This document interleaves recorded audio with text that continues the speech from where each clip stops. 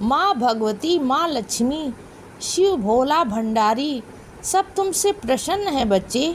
कभी भी ऐसा मत सोचो कि कोई तुमसे प्रसन्न नहीं है। सब तुमसे प्रसन्न है और तुम्हें पता है ऊपर जो ईश्वर बैठा है वह तुमसे किसी भी तरह की खास पूजा की उम्मीद नहीं कर रहा। वह तुमसे उम्मीद करता है कि तुम जिस काम में लगे हो दृढ़ता के साथ लगे रहो बच्चे। तुम्हारी शिद्दत होनी चाहिए, तुम्हारी भक्ति होनी चाहिए, तुम्हारे मन का एक दृढ़ विश्वास होना चाहिए।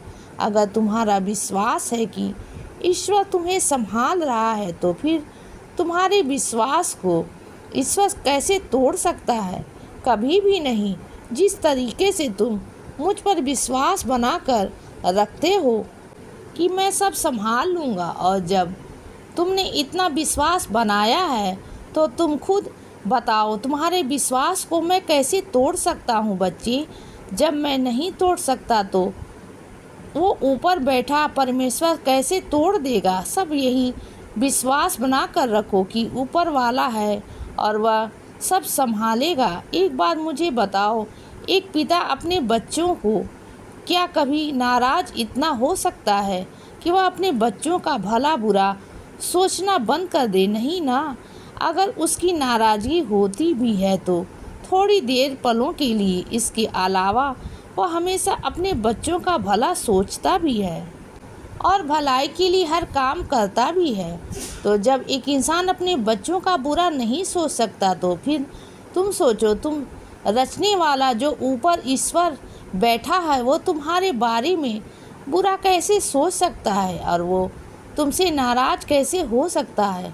कभी भी नहीं। एक पिता अपने बच्चों से नाराज़ होने से पहले बहुत बार सोचता है, और जब तरीके हो अपने बच्चों को सही रास्ते पर लाने के लिए, जब तरीकों अपने बच्चों को सही मार्गदर्शन करने के लिए, तो फिर नाराज़गी की तो जगह ही नहीं बसती। इसीलिए तुम्हारे मन का अगर कोई भी ऐसा वहम है और तुम्हें लगता है कि तुम्हारे किसी काम से ईश्वर नाराज़ हो सकते हैं तो सोचना बंद कर दो बच्चे, क्योंकि वह बहुत दयालु है, बहुत दयालु है परमपिता, जिसकी भक्ति, जितनी पूजा, जितना पाठ मेरे लिए करते हो और नहीं भी करते हो तो भी मुझे कोई शिकायत नहीं है, क्योंकि मेरी पूजा पाठ तुम्हारे मन के अंदर है। और तुम्हें अगर मैं किसी भी ग्रंथ को पढ़ने के लिए कहता हूँ तो वह इसीलिए नहीं कि मैं प्रसन्न हो जाऊँगा, बिल्कुल भी नहीं, लेकिन हाँ इसीलिए कहता हूँ कि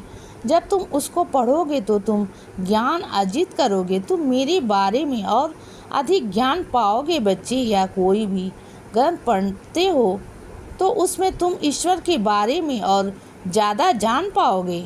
तुम्हें ज्ञान अर्जित करने में उन ग्रंथों को पढ़ने के साथ साथ आसानी होगी, और इसीलिए तुमसे कहता हूँ कि तुम ग्रंथों को पढ़ा करो जितना तुम समय लगता है। मुझे पता है कि तुम्हारे पास ज़्यादा समय नहीं होता पढ़ने के लिए, लेकिन जब समय लगे तब पढ़ लिया करो। कोई पाबंदी नहीं है, इससे कोई नाराज़गी भी नहीं होगी। और खुश रहा करो बच्चे, और गलत विचार अपने दिमाग से निकाल दिया करो। इसीलिए बच्चे सदा खुश रहो और हमेशा मुस्कुराते रहो।